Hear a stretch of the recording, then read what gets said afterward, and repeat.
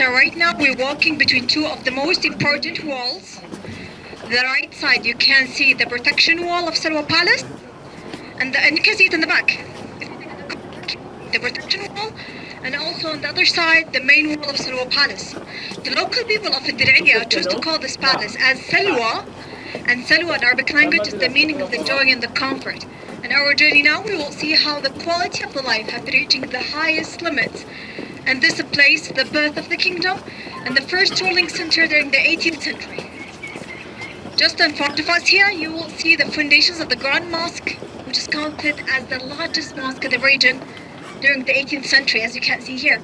While you see these foundations, it's a part of the UNESCO requirements that if you had any pictures of this place, you have to keep the foundations for the visitors and record part of this building. We will see it from inside in our journey, but before that we will walk inside Salwa Gallery and Salwa Palace. But please, ladies and gentlemen, can you join me on the side here, please? So we can give a bath for the first group.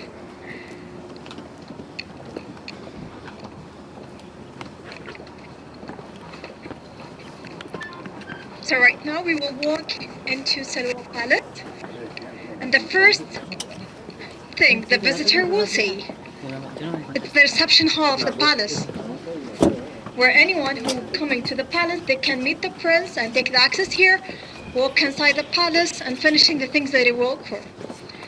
The first unit here is used to count it for 2 floors or maybe more if you take a look at the foundation in the back.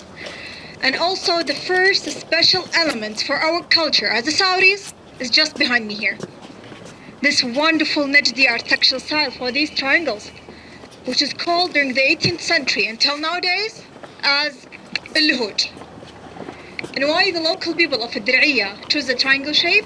To give support for these walls, and they use it during that time as air condition and take the sunlight without any hurting. Even the one at the top over there, they're using it during that time as a protection way to the valley just behind us.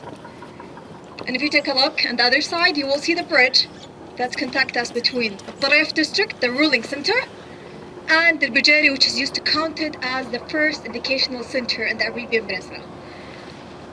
Let's go inside Salwa Palace. Are you ready for it?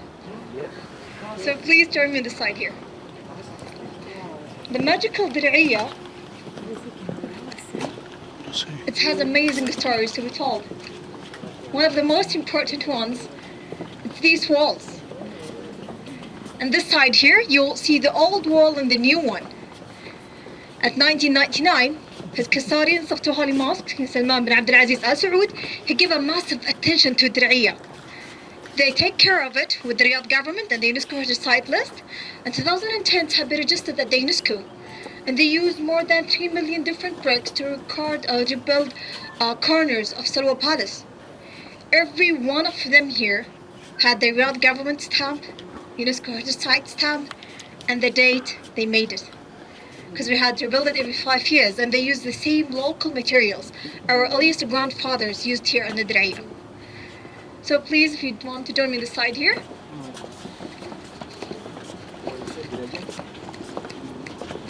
Right now we're passing through the administration unit of Salwa Palace. It's like 2 rooms, every room with the 3 different units inside. Every one of them had 2 floors for the employees, guards, and even the administration people on the palace here. And just in front of us here, ladies and gentlemen,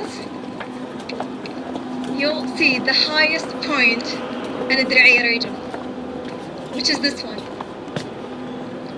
And they used to call it during that time until nowadays as Al-Majlis. Majlis nowadays, it's the main lounge where the family is gathering, but in that time, during the 18th century, this is where the prince is staying and meet all the people in Diriyah.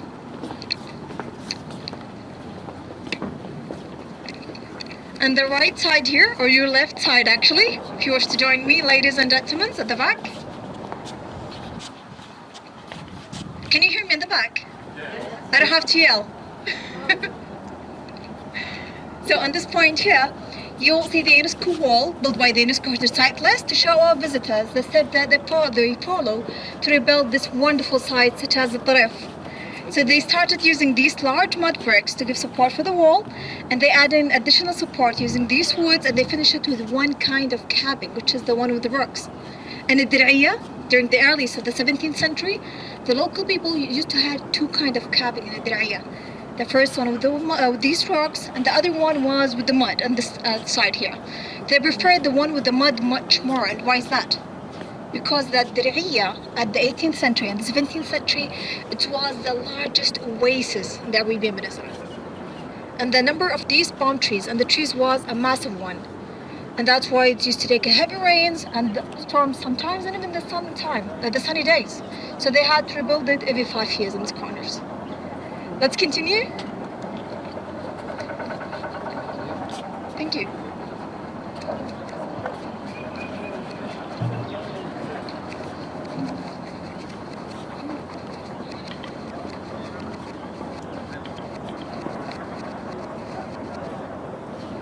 So my dearest groups, or dearest group, at this point here, you'll see the first bank in the Arabian Peninsula during the 17th century, which is in this corner here. They used it during that time in the first Saudi state as a bank for them, the local people of Diriyah. It had been built by Prince Abdul Aziz bin Muhammad bin Saud. Prince Abdul Aziz, he's the first son for the first ruler during the first Saudi state. And he built this building here, and these students' house just behind us, as a gift for his mother, Princess Mawli bin Sultan bin Abi Wahtan. And he built the Grand Mosque as a gift for his father also, that one that we saw earlier. And these hallways, as you can't see, it has amazing story to be told. Come closer. You can take a look in this corner here. These hallways just down there, Prince Muhammad bin Saud, at every 28th of Ramadan, he had a bag of money, and he gave the money for the people here, praying one pray, Allah, give me the control of the money and never let the money controls me. It wasn't only like that. There's one man inside this multi endowment, he counting how much of money in and how much of money out, and he serve everything the people need. Even the people have some extra things, they will send it to the people in this community. If you wish to join me on this side here.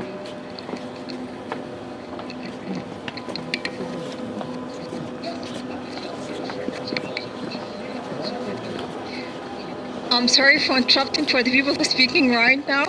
And I'm really sorry that my voice is just going in the background. I had an amazing question here. Can you repeat your question, please? How do we tell which parts of the walls are original and which are rebuilt? Can you guess which one's the original, which one's the rebuilt one? Any guessing? The one that is like that is the original, right? Yes.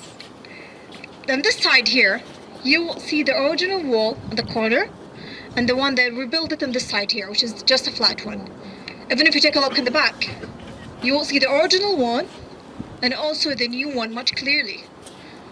And the most amazing part, this side here, it's the authentic way of the buildings at that time in the 18th century. And I'm mentioning the corner of this wall here. Do you see the top corner on the right side? You can't see the finger stamps or the hand stamps in this area. This is like the hand stamp for the people who built this amazing site, using local materials and their pure hands, and they're reaching this highest point, such as the one that we see in the back.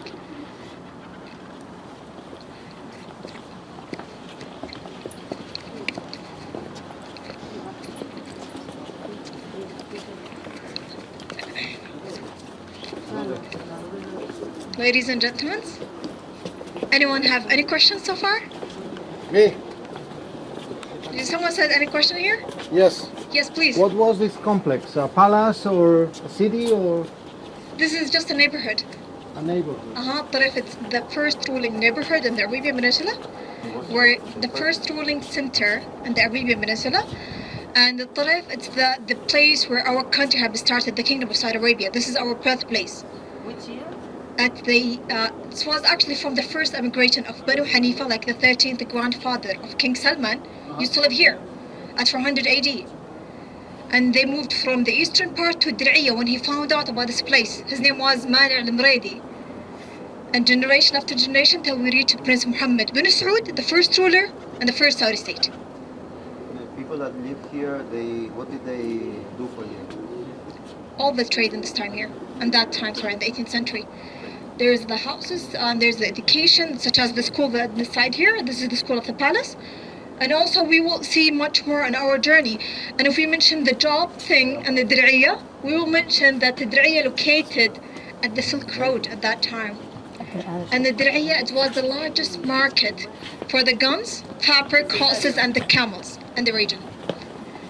So the school of the palace just behind us, it's for the employee who has children. They will send their children to the school to get the knowledge and education at that place. They used to study basics of math, Arabic language, religion, education, and also the astronomy.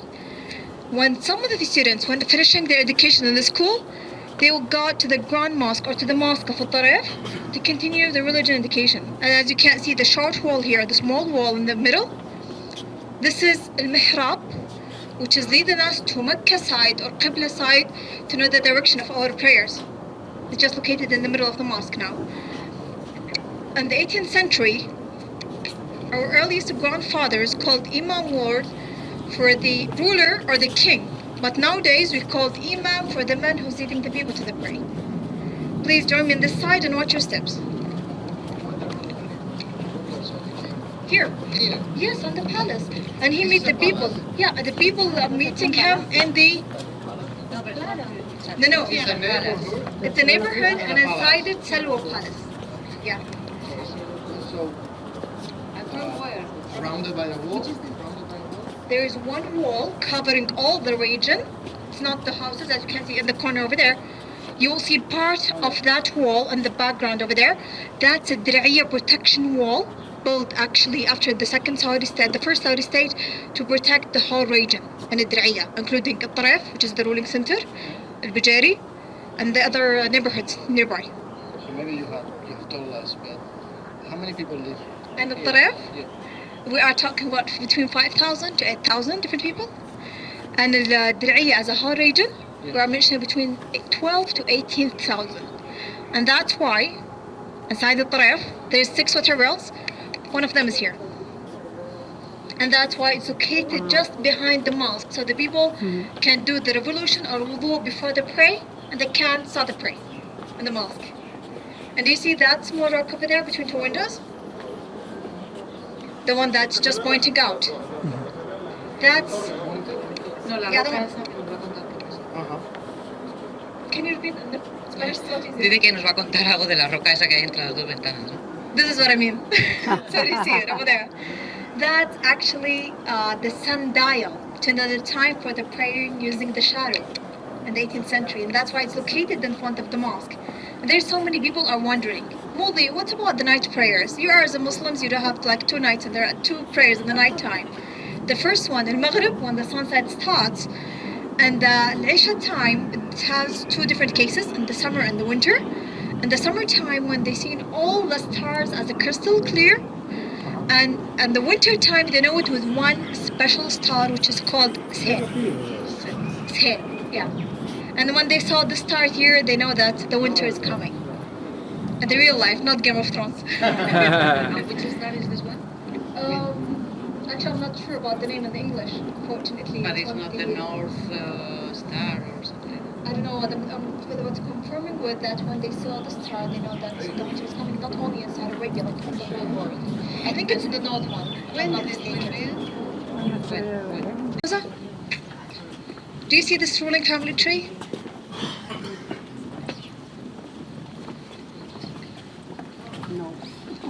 Do you see what? This is the ruling family tree. Oh my God. How many are there? It has amazing secret and a wonderful surprise. One of the greatest things in our journey today. But I'll keep that one until we end the gallery. Family tree of whom? Sorry? Family tree of whom? Yes, the family tree. The royal family tree. Madre mía. Va a venir el rey, ya verás. Ya verás que te lleva para el que te lleva.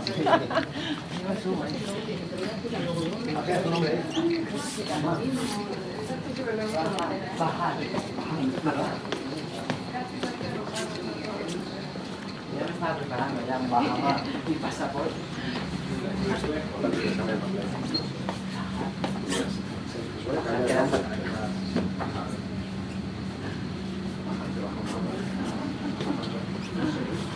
Who is that? The map. You can scan this one if you would love to see more about this map here. You can use the scanning. And this is one of the most asked question for me as a tour guide. Why Banu Hanifa in Saudi Arabia in 2019? These books have been written during the earliest of the 17th century, and all of them are copying from the Quran al-Karim. The desert that we saw now, part of it is the desert. But when we mention the 18th century, we will mention that all the place here, do you see Najd on the left side here, the word Najd? And you see a flag down there? All of this region nearby Diriyah, as the first center, it was an oasis. We are talking about more than 4 million different planets inside. Palm trees, pods, like all the kind of planets in this region. What happened? Just the desertification? It's actually, climate change, global warming, and also the Diriyah war that's happened from the Ottoman Empire that we will go next now. But in this part here, Prince Saud, as I told you, the people just call him as Saud the Great. His rule was actually so expanding, as you can see. It was have been reaching actually nearby Damascus, and Damascus that time it was under the ruling of the Ottoman Empire, right? So the ruler of the Ottoman Empire was sending a letter to Imam Saud, wondering about the new country. Imam Saud was giving him this answer here. This letter had been sent from the ruler of the Arabian Peninsula to the ruler of the Ottoman Empire. At that time, as you can see, he mentioned the ruling system, the law, and everything that had to be a detailing for the Diriyah. Everything that he mentioned, he was taking a quotes from the whole Quran or quotes from Prophet Muhammad to tell him that this country had been started with the right Islamic religion and the right Islamic law. And you can't see his stamina here. And after one battle happened nearby Damascus, it was ended for a great victory for Diriyah people. The ruler of the Ottoman Empire had been sent a gift to Imam Saud, which is the sword here. And the back you will see, I'm assuring you that you can see it from that corner. You will see a handwrite and the sword here. It says that this sword had been given from the ruler. And how to get back to Diriyah and take it to the right owners, which is his own family, Al Saudiyah family. And he did it. He took Diriyah back to the right owners.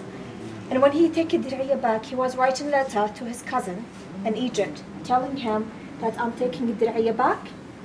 All the hostages has to come back to Diriyah from Egypt. Or Diriyah, it's totally safe. And he wrote it in that way, and as you can see, he used the Diriyah font that no one will be able to understand it until he's one of the people who used to live in the Tarif. Okay? Yeah. And as you can see, he used that sword as a drop sword. And as you can see in the background, there's a man doing al-arda, right?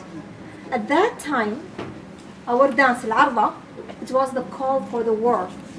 And when Prince Turki bin Abdullah came back and took Diriyah back, it became our factory dance. And that's why we're doing it with the swords. So if you wish to join me on the side here, on these screens you will find a different picture that describes to you the lifestyle, the second child safe, the third one. And if you wish to grab up water, feel free to. Or the shura concept. And you can't see the handwriting on the right side here.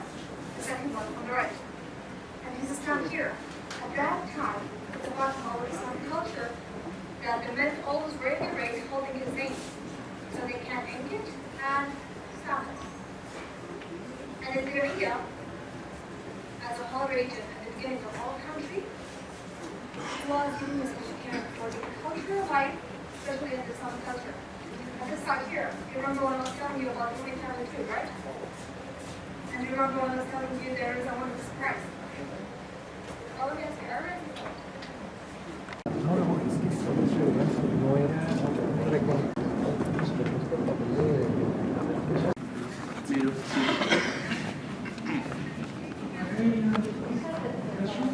Yeah.